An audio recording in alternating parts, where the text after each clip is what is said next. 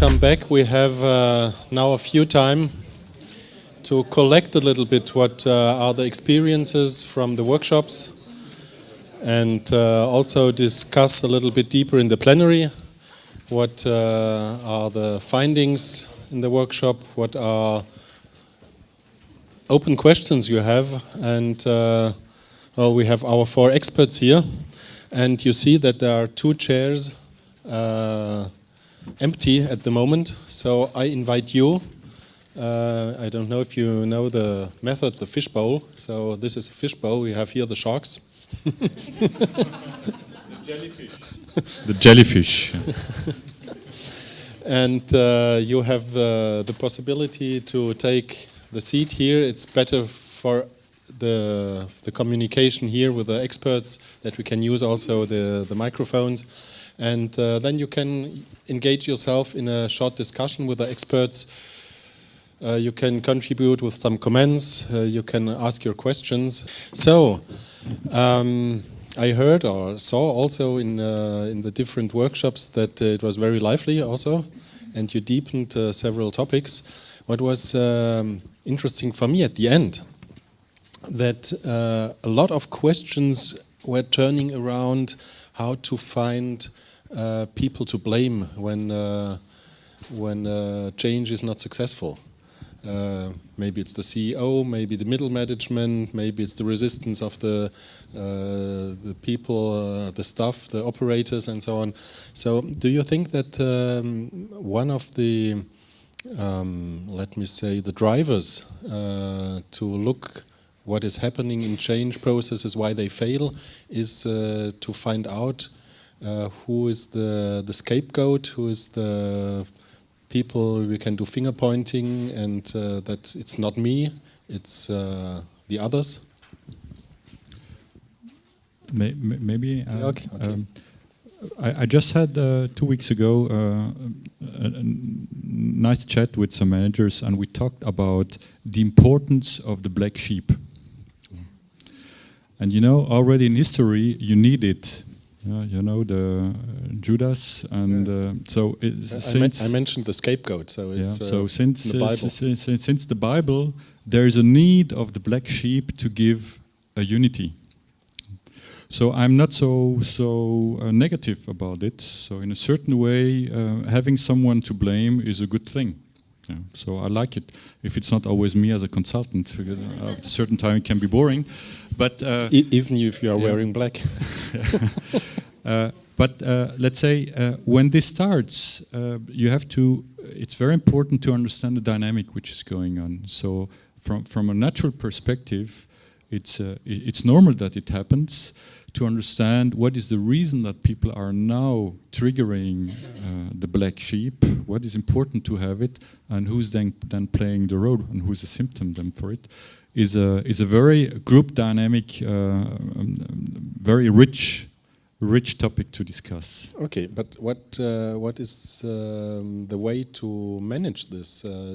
Do we need this, and then we have to accept it, or can we avoid it? It depends. Also, if you are a statesman, if you want to unify your country, you just find an enemy, and then you are unified again. So it depends on what you want to achieve. Sometimes it's important to have a black sheep. Sometimes it's the wrong sign to give, because it's just a kind of resistance to your own change, and then finding someone responsible for it hinders you to think about and to really work on you. So it depends what is the reason. But that's systemic work. So that's in a change is typically systemic and has to be challenged with the managers. So I understand that sometimes it's necessary to have this black sheep, but I think in most cases it's not really helpful in a change management process, because it creates fear and angers, and I think it should be allowed really to experiment and make failure in a process. And I think when we are open, we cannot finally or exactly say what will be the output of the change. It's still an experiment with some cases an open end. And we have to, I think we have to implement in the change management process some kind of feedback processes where we can make, if necessary, changes to the change, so that by the end, and that when we feel as a team, as you mentioned in the beginning with the strong picture, I think when we feel as a team, then we should also be accountable as a team.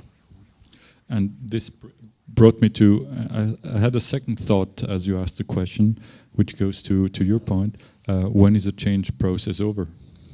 And in fact, we all know that the dynamic is so big that in the middle of any change project or process, however you want to say it, you have already new topics coming in, which is even changing the change. So honestly, that's a fundamental question we have: is the mental model of Kurt Lewin with being stable, then going through the change and then stabilizing again. And promising to the people, okay, the next half year will be a little bit tricky, and we'll work a lot, and then all will be nice again, and the brave new world will be stable again. That this is not reality anymore, and learning to deal with permanent new aspects which are coming into the game and changing the rules and how to deal with that. That's a new mental model we have to talk about. I agree. Probably it is like this sometimes, but I think organizations cannot cope with it. If you don't give organizations the chance after fundamental changes in the structure to work on a certain quiet, maybe different level again, and to some kind of restructure and refine themselves and start from there on, I think it will be extremely... Is the microphone on? No, it's not. I'm sorry. That's better.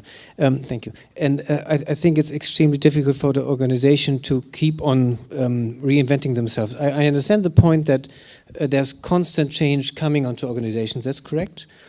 But if you, in the fundamentally restructure an organization, I think there got to be some time also in the communication that you tell them, look, there will be 2 or 3 years of difficult times, but afterwards we will reach a certain level where we will stay more or less, be it new changes and challenges, yes, but we will work within that organizational field more or less. Otherwise, it'll be very difficult for organization to be with you. At least it's our experience. I don't see it. So what you're telling is a concept of Kruse.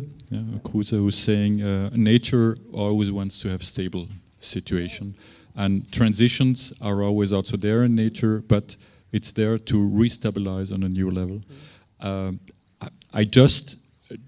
I see the need of people. That's a fundamental need to have it, and I see the difficulty of promising it in any case, because it will in 99% not happen. And so I rather have more and more difficulties to spell out this promise in knowing that it will not happen. That's a factor. Yeah. Very shortly. Just to build on what you said, I think that when you start blaming someone or a group of persons or identifying the black sheep, as you mentioned, to me it looks like a symptom. It's a way for us to see that we need a little bit of a rest. I think that change is a little bit like climbing a mountain. It's tiring for people, and stress comes in. When we are under stress, we all know that we are not that open-minded as we can be. And it's like when you climb the mountain, from time to time you need your sandwich and your Coke. And you also need to look at the landscape because you are climbing up. And I don't think we always take these rest moments, just those moments where you say, what did we achieve? What do we need now to get back the energy to just continue? And so I would look like being interesting to have it as a symptom, an alarm, a ring bell. Okay, yeah, thank you. I like the concept of making a rest, but not the situation of saying we have achieved it and now we stop. So making reviews at a certain time, looking back, that's very important, because people are underestimating what they have already done. Yeah. So, and it's always funny if you sit together with people and you ask them, okay, what has already happened in the last year or in the last 2 years.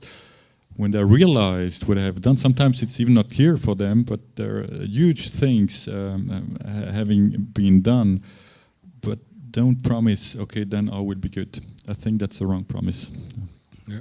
In one of the workshops, it was the question: how can we measure where we are and if the change is successful? And I think this is one point that that it's important also to make this rest, let me say, and to look back for a short time and to say, what did we achieve? Where are we today now? And it is better or worse than yesterday, because if you don't do this in a good way, then people often say, well, the good old times, and they say, well, today we have stress, and today a lot of things are going worse. But if you look closer, then this is a feeling, and if you want to have details and facts and figures, then it's difficult to explain. But this feeling is important. Yeah? This feeling is a real feeling, that they feel the good old times. And then when you are working on this good old times, then they see also that the good old times are not as good as they seem. And so it's good to have this rest. I think it's one experience when I do workshops. Often I take this time with my clients to say, okay, where are we today? What is the history? And now the next step, what is the future? We had this morning, this 3 days, the first day morning and the first day to look back, and then the second day, more or less, it was your example, the second day where we are today, what is the current state, and then we can look in the future. But you need this movement, I think, yeah? Okay. So, I invite you, there are 2 chairs. If you have questions, comments, if you want to talk about key learnings out of your workshops in this afternoon, please feel free to join us. Hey everyone. So actually I'm going to grab up something I stated in your workshop as my final summing up word, right? So I said rethink. And I'm in a 5 year-long transformation at the moment. I'm already went through 3 of those years. So we're close to implementation, and we'll have a stabilization over a year. And rethink because of the challenges of our organizational development at the moment, which is we have a gap between the top management and the employee feelings at the moment, which is obvious, right? So they think they're going to be laid off, which is not the truth, but they just don't trust, right? Absolutely. So everything I heard today was pretty much going into that direction. And just to rethink, I stated, not because everything is wrong we do, or at least we still think it's not wrong. I'm gonna check more often what the feelings are really at the employee level, and also rethink in the meaning of sometimes let's say I forget that there was a lot in the last 3 years we have achieved, and I will not fall into the valley of tears like my colleagues. I will stand up and say it's still positive, we're on the right way, and rethink my own mentality and how I approach our colleagues really. Also rethink that we go back to the fundamentals of change and not explain too much, but listen more, which we don't do a lot anymore. We explain this detail, that process, and don't you understand it? And still not, okay, again, right?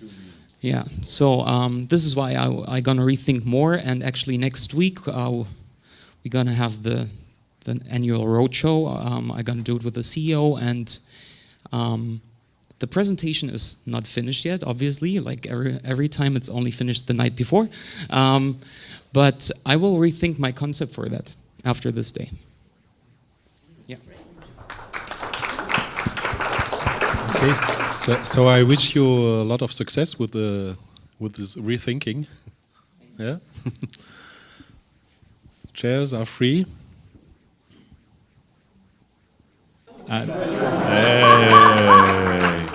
But before giving you now the word, you see, you have two ways of reacting in such a case. One way is you are increasing the pressure until you feel so uncomfortable that someone is just for decreasing the pressure than coming up. Yeah, someone who have the helping syndrome. Yeah, someone say, "Okay, come on, now I'm showing you that we are more courageous than," and you do that. But sometimes it's also good just to explain it, what is just happening. So looking behind the curtain, understanding what is just going on, and reflecting it with you, and then out of a sudden, things are changing, because then you understand why you are acting like you are. We understand what may just go on, and then this transition is pretty fast. No, it was Carolina all the time. It was Caroline. Yeah. Maybe she. You can explain it, but she put the pressure on me. Exactly. And she was her. That black sheep, no? It's so good to be objective. Or maybe a simple explanation is also everybody's tired. Okay. It could be. I just looked at my notes, and what I wanted to just recap with the audience here is what I get out of this workshop today, out of this day today.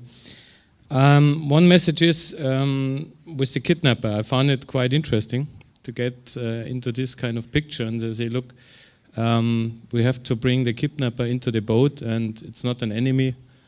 It could be a friend, and it could be very helpful to have him in order to rethink what we are doing and even improve it. So that is the one picture. It comes close to this Harvard negotiation model, which also talk about it. And the second learning, or what I get out of, is what we discussed in the workshop is the middle management. The importance of the vision and the importance of the communication from the top manager, and also I wouldn't say empathy. I don't know how to describe it, but the empathy of the top management, what the middle management can really achieve, and what the time pressure they have, the triangle. They have the daily job, and they have to lead a team. And it's quite incredible, actually, what the top management can really expect from them, and what is realistic. And sometimes it's not realistic. And also to put more pressure on it, it doesn't really help. So that's the key learning what I take out. And also maybe the third one just popped in my mind is how to move from a change to a kind of continuous improvement organization, which is a learning organization. And where the change comes from. It comes not from top, it comes from down the change. Okay, thank you. Yes, you're welcome also to share your the learnings, so that this is also a feedback for our speakers. Thanks. I think a question we ended up in the workshop we had was, well, mainly I would think everyone in this room is pretty clear about what it needs to have a good change process, and what it needs in participation and transparency and all that.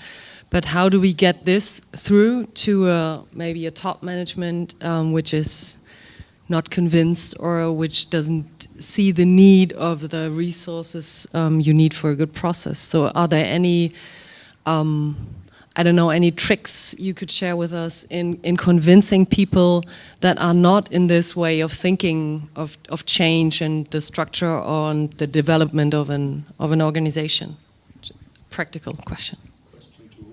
To well, every one of you. To everyone. Well, who wants to start?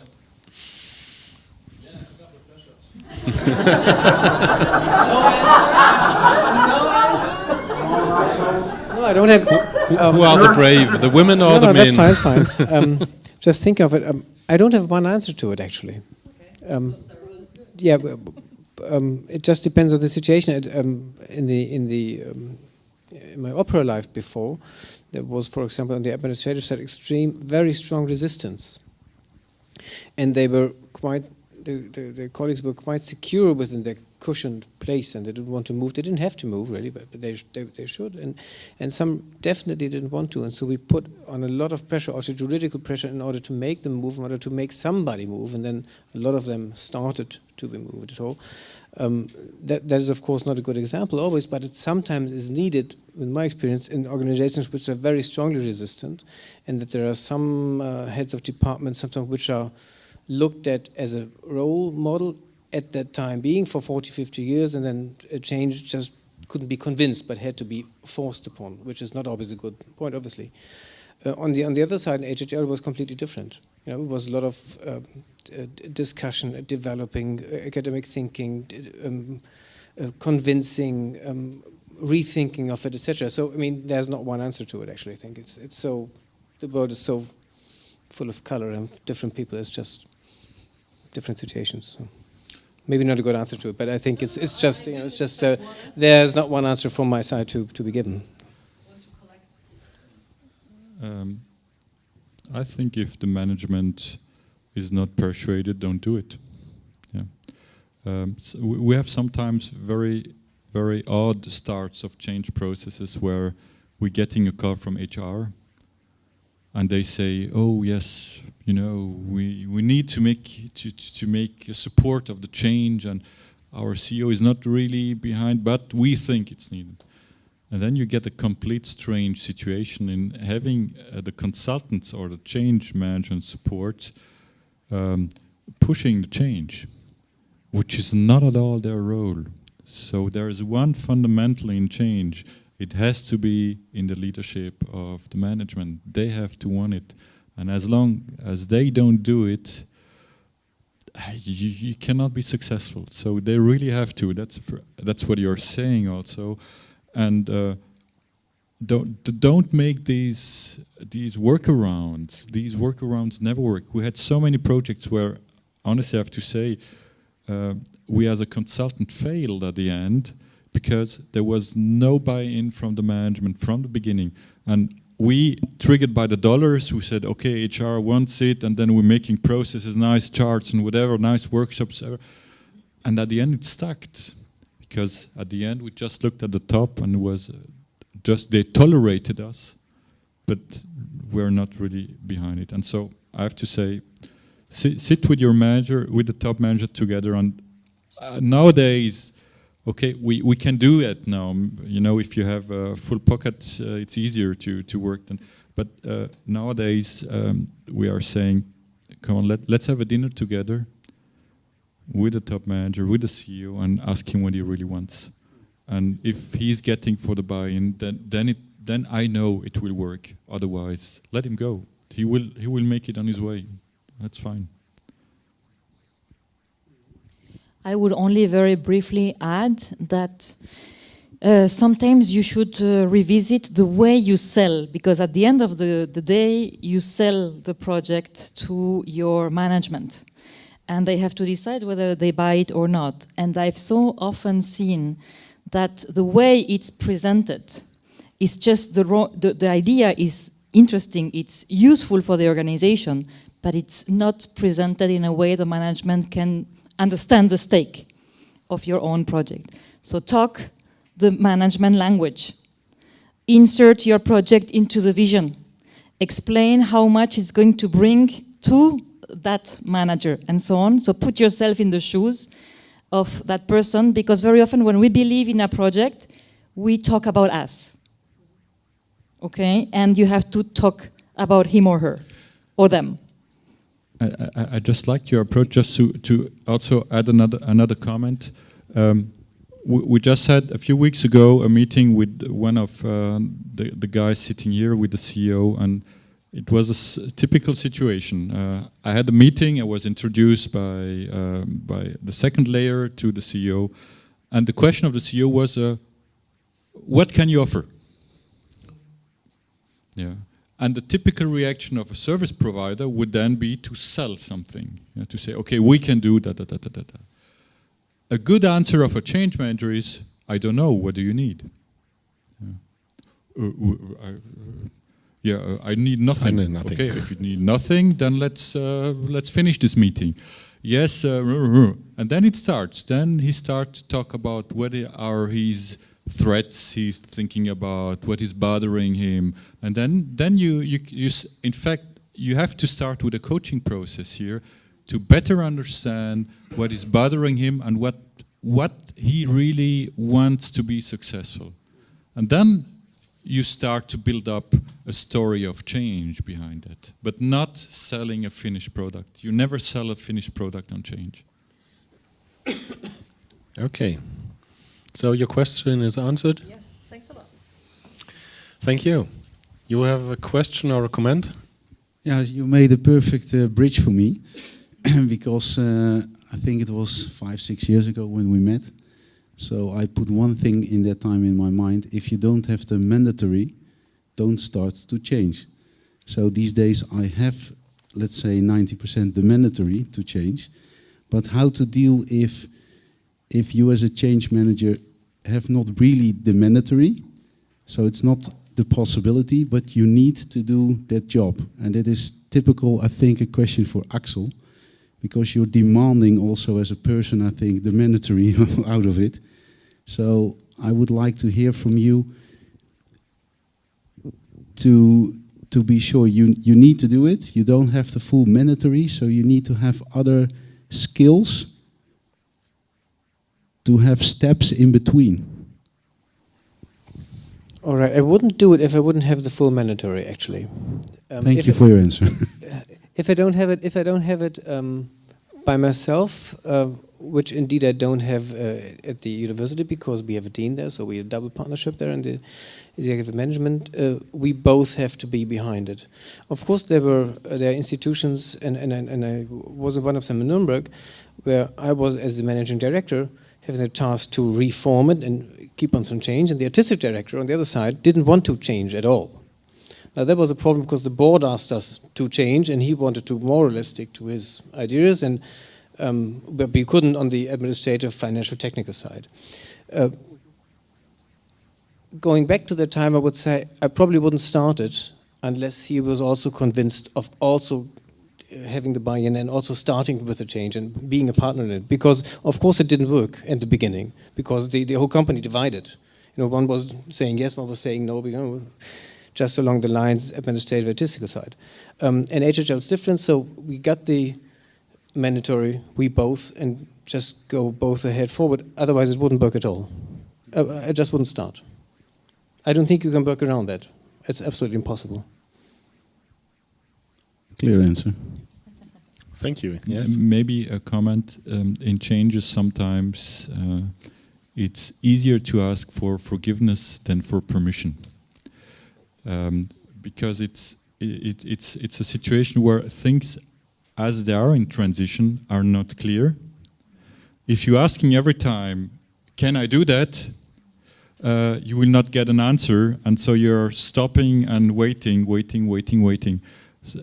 Sometimes it's more important to have a boss or a CEO saying, "Okay, come on, do it, and if things are critical, let's talk about it, but just do it." And so we as a consultant, we are pretty often in a situation where, can we ask every time what we can say, what we cannot say? We don't have any power normally as a consultant. You don't have any. But how do you empower people just to go one step further without having them in a situation of fear of, can I do that or can I not do that? So empowering people, just saying, hey, what is the risk? What is that risk? If it was with a good intention, there's nothing bad. Talk about what you're doing, be open, and that's the best thing to go forward. And so the mandate discussion is a tricky one, because it's a discussion you hear pretty often in administrative organizations. Do you have an official mandate? And how many competencies have to be explained on it? And do you have the stripes to be ready to execute or whatever? That's a tricky discussion. I rather prefer to say, what why don't you do it? Do you have fear? Is it a conflict? Don't you want to come out of your comfort zone? What is it? Just do it. And so empowering people is more important on that level than on asking for official documents where it's signed by the boss that you are able to do that. That would even more trigger me than the other thing. Okay, thank you for the answer. Well, it brings me to the thought that success and failure is very close to each other. Well, because you have not the guarantee if you are doing something that it will be successful, and this is also a cultural issue. That failure is something that is also part of change process. That you have. It's better to have little failures and to learn and to have. It was, I think, a little bit also in your workshop that you talked about was the difference between big change processes and continuous improvement process. Because in a continuous improvement process, it's not so difficult if you have a little failure or if something is not moving forward, but you can try it again. Yeah, and if you want to do the big shot. It's more difficult than you have little steps and to go forward. Yeah. Okay. It came up from what you said that we are not selling change properly many times. I was thinking also in the workshop, I asked you the question, are you involving people that's affected by the change in the decision-making process? And I think too many times we don't take into consideration all the legacy, we've always done it this way, and tools that are in place already. And as change managers, we could look at that much more and do changes that are actually helping people and asking them for feedback and improving constantly, showing what we've done and asking, does this solve your problem as well? Too many times we're putting down fires, so things are already broken, there is already this stress situation, and we could do a lot more about it. That's my outtake from today's workshops. Thank you.